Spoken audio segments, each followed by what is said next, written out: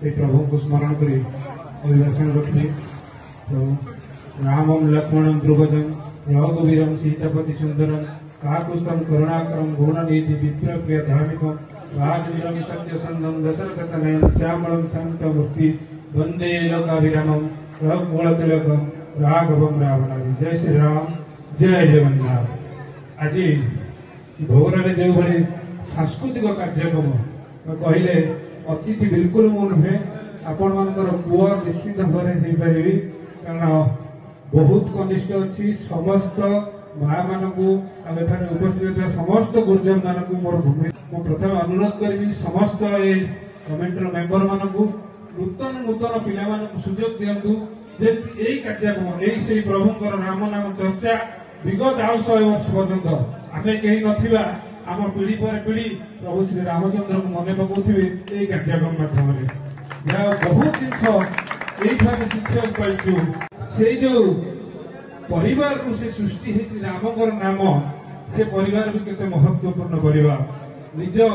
भाई मध्य कठौ पूजा कले किंतु सिंहासन आहरण कले निज भातृत्वर परिचय आज ये जो राजनैतिक परिवार कथा आम शुणुचे आज राजनीति कलुषित हो जाइए भाई भाई भीतर युद्ध कर भाई सांग भीतर युद्ध कर से कथा पूर्व पुरुष मैंने घटी नाला प्रभु रामचंद्र को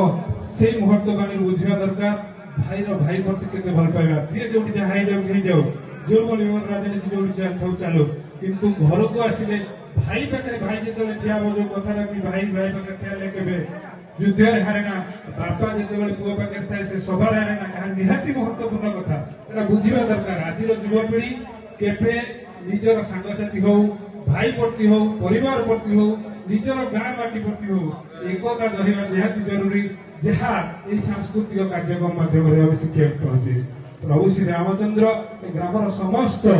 चाषी को से शक्ति प्रदान करूँ समस्त एकत्रित हो आगामी दिन में ग्रामर उन्नति केमती हो सब से प्रभु को लीला आज थिला काली रगक जारी रमें नथिबा आम पिला माने सांस्कृतिक कार्यक्रम को आगू नेबे सब अनुरोध करी